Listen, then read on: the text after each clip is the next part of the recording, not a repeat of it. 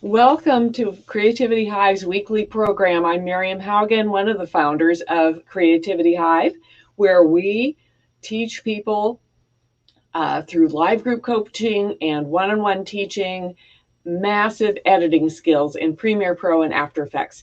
Today, we are focusing on something new, brand new in Premiere Pro, and I'm going to bring Neil on here to tell you all about it. Good morning, Neil. Good morning. I say Nice to be morning. You don't know live. where people are watching from. Yeah, Mo is not with us this morning, but of course, where Mo is in Cape Town, South Africa, it is getting to be fairly late evening already. And of course, Australia, they're thoroughly asleep, I hope. So, yeah, wherever you are, nice to be here. All right. So tell us about what's going on with this new speech to text. Okay. The Adobe people just released for the shipping version Premiere Pro 15.4. And the biggest update I think that has for the users is what's been in the public beta for some time, and that is the speech-to-text transcription service. It's not just the new caption service. In this setup, you can take a sequence that has someone talking and go ahead and tell it to transcribe, and it will create the text blocks for your captions for you. And so I'm going to walk through the basics of that. The one fun thing with this right now is, of course, when you're doing live broadcasts like this, it's always fun when your equipment doesn't speak together. And I've been able to get sound out of Premiere Pro into my virtual camera and onto the stuff, but the sounds are not coming from Premiere Pro this morning. So I can play our friend Brian here talking, and let me cut over to the other screen. I can play our friend Brian here talking.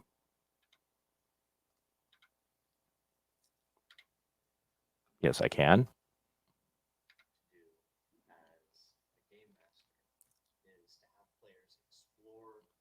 Now, you're probably not hearing him, but you can see that he's talking, right?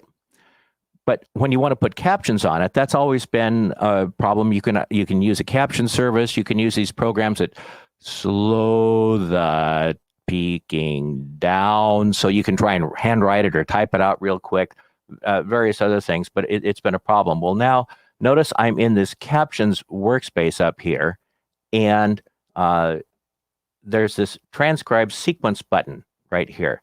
So let's go, and I'll just click on transcribe. It brings up the sequence name, Magister 2. It's 2 minutes and 39 seconds. Audio is on track. It gives you some options for how you want to have the audio analysis, what language you want to run in. They've got not a huge list, but it's a growing list.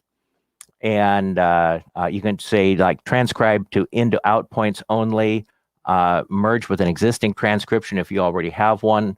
Opt into recognizing when different speakers are talking.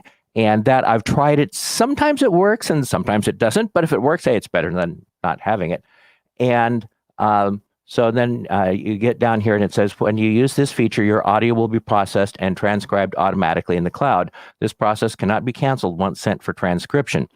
Now, some people do get a little worried about it being transcribed in the cloud, but you kind of need to understand where Adobe's coming from on this, in that so many of the productions that are going to be using this are either TV network or they're long form, as it's called, the movies and whatnot. Those productions have incredible security considerations that have to be applied to every asset that goes with the production. And so this is all set up so it goes off to this transcription service, which is an automated thing. There's no one doing it. It's just a voice to text thing, quite literally. And then it comes back into your computer, and then it's gone in the cloud. They don't keep it. They don't store it. They do nothing with it. It just disappears in the cloud. So it only will exist as the words on your systems. Very safe. So let's go ahead and hit transcribe, and transcribing sequence rendering audio. And it takes a little bit. Depending upon your connection, it says now processing 2 minutes remaining. Depending upon your connection, this can work better or less. They apparently do a fairly high quality upload of the sound. And so what we've been seeing is that people that have low level internet service, If you're looking at what's called like a 10 or a 12 megabyte service, it may be very problematic to work with.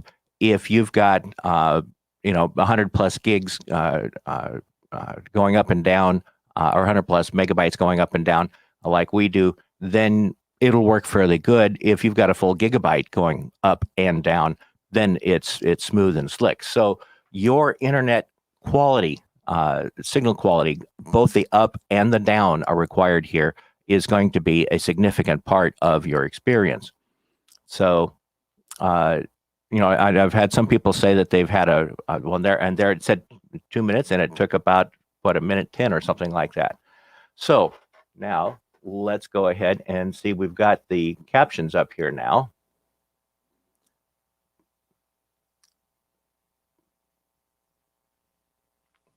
So it's looking, as I'm reading through this, I think it's done a beautiful job of getting his text down. So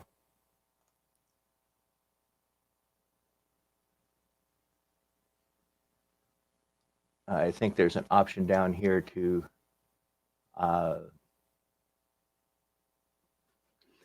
okay, this is where doing the live thing.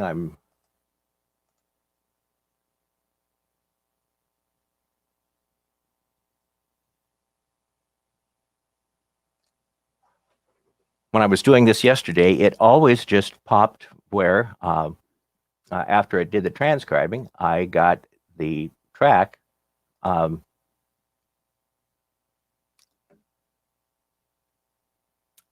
appearing automatically, and it's not doing it because it was just popping up and giving me what it does is it shows you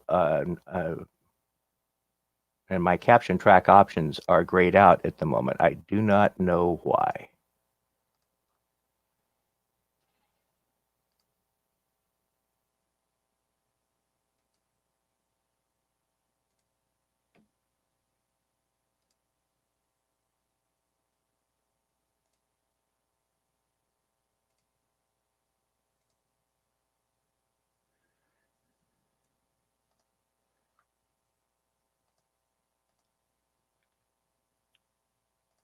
Well, yesterday it was working perfectly.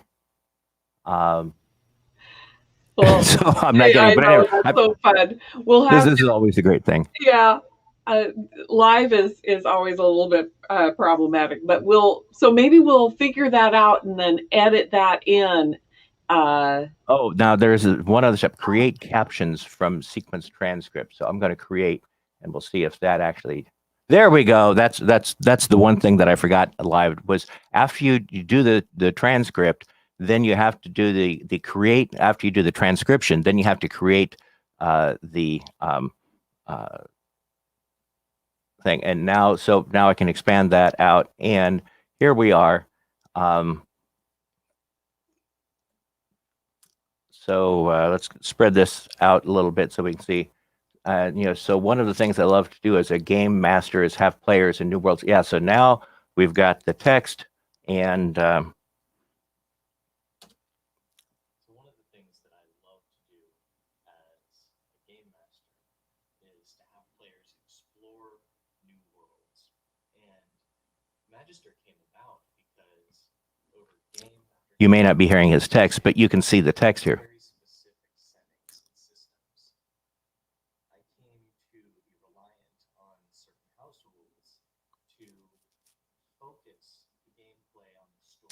And you see how well it's done. This has done a beautiful job of transcribing his words. And then as you can see over here in the panel on the left, it's actually progressing and showing the ones as it's going down the timeline.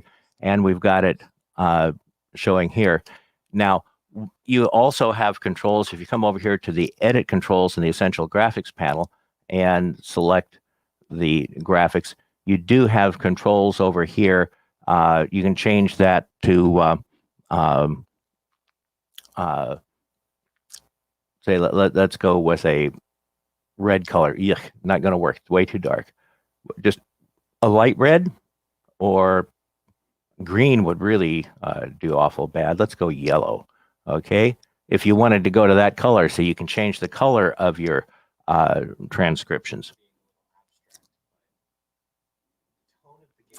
But that, notice that one only changed it for that one. So you can change them individually. You can change the whole group. You've got all kinds of controls on there.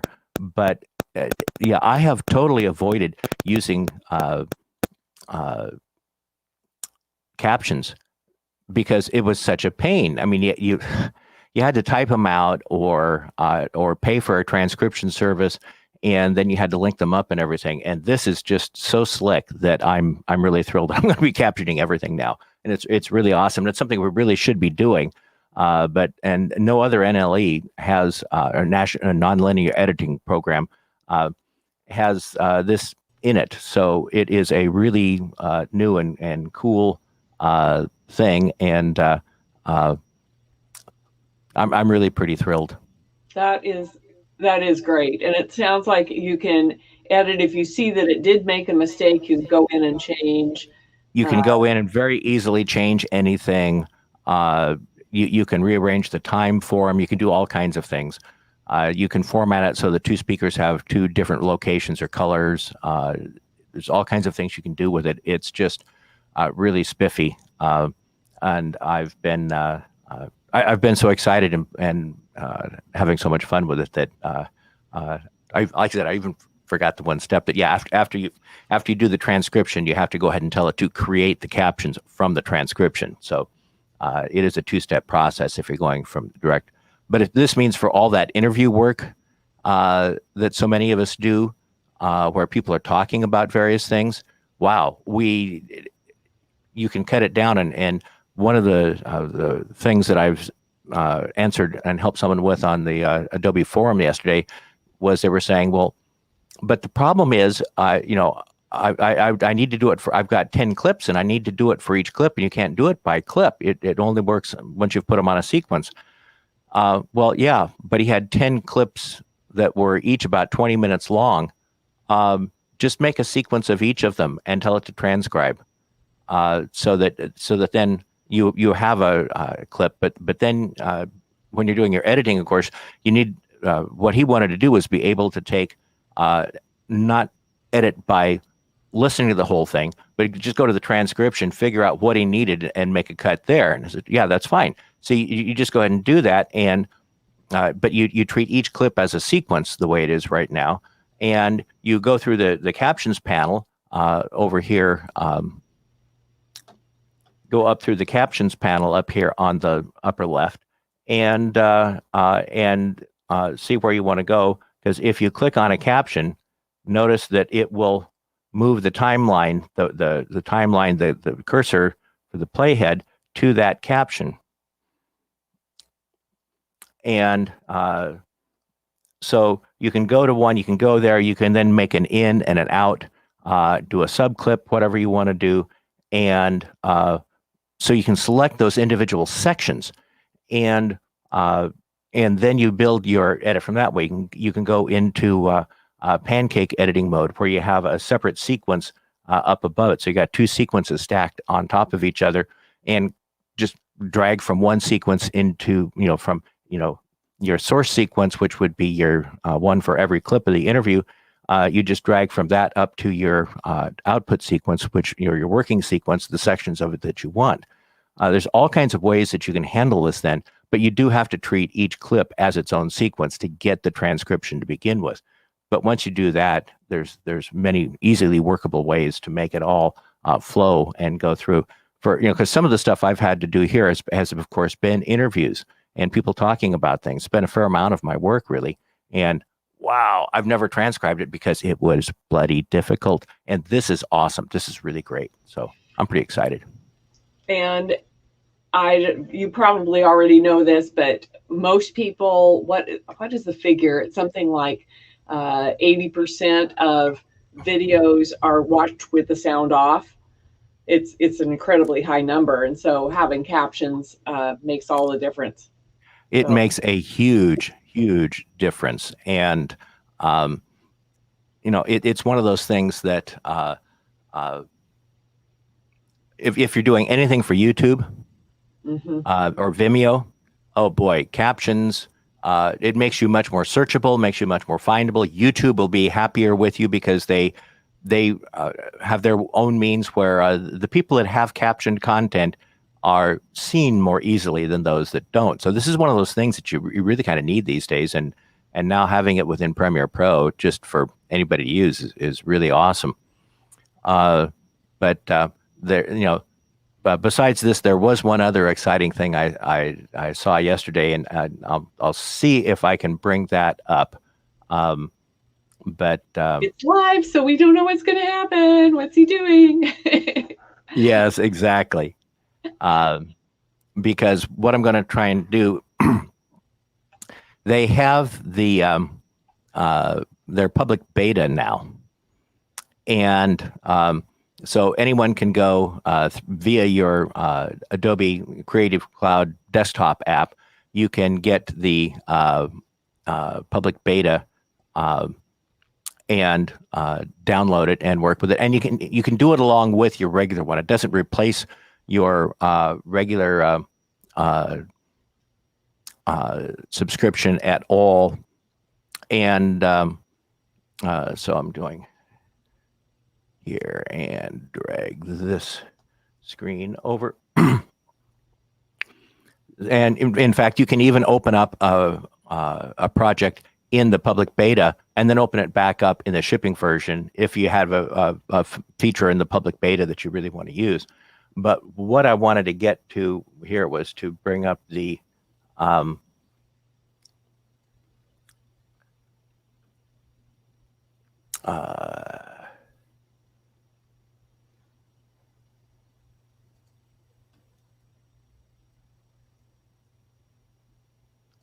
okay. We cut back over to my other screen. I can bring it up. In previous versions of Premiere Pro, after they brought out these HSL curves, we're in the lumetri color and we're in the curves section, and these other curves, hue versus sat, where you can, like, say, if you want to make the reds more intense, you can do this kind of thing, so that you can increase the saturation of certain colors.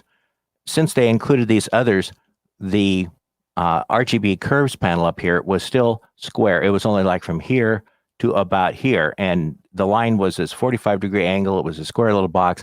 It was hard to use, and I have been asking since 2014, when I went to NAB to begin with, if we couldn't get a wide horizontal curve, because this is so much easier. If you want to do a little subtle change up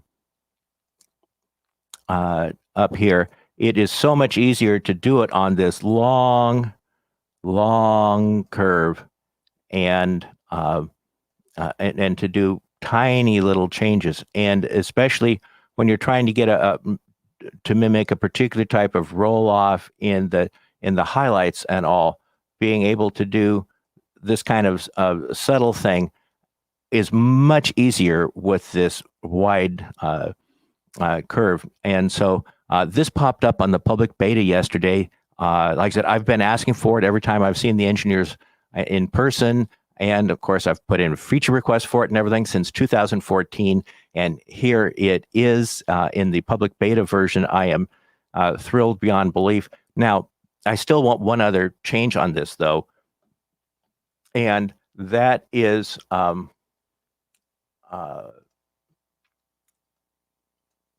if you are doing time remapping on a clip, say,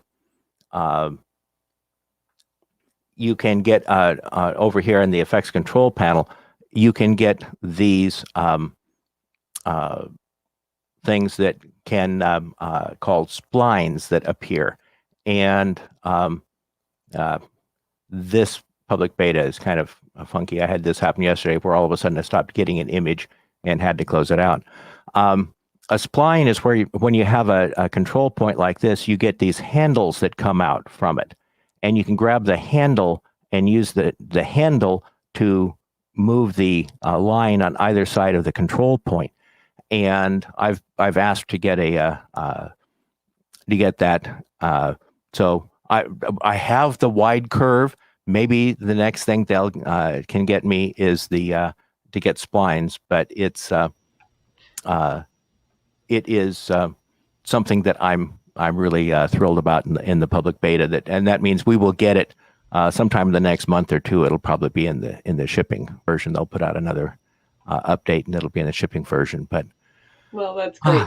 As a Photoshop person, I never had anything but a square box to work with, and didn't even know that anything else. Never occurred to me that anything else would be possible. But I do see what you say about it being much more, being able to do much more subtle changes.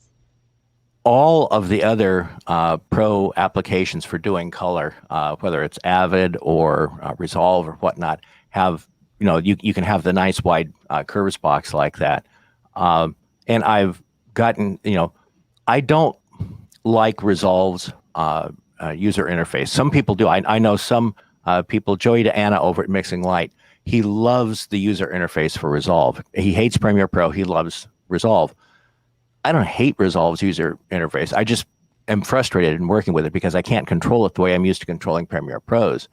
And the people that are used to working Resolve say, well, you just have to get used to what it is and run with it. And it's very useful once you get used to it and stop thinking about the fact that you don't like the way it's laid out. Yeah. Well, that's the way it is with everything, isn't it? And that's the way pretty much everything is. And you can't argue with it because it's, hey, what is. I can dream a lot, but one of the things that I have to keep pointing out to people on Adobe Premiere Pro's forums when I'm answering questions is, no matter what I'm dreaming or what I prefer, at heart, I'm incredibly practical, because when it comes down to it, you got to get the work out the door. You have clients. You got those people that are paying to keep the building going and the electricity on, the air conditioning in the summer, the heat in the winter, and put food in your kids. Yeah, you got to keep those people happy. You got to get the work out the door. And so what works.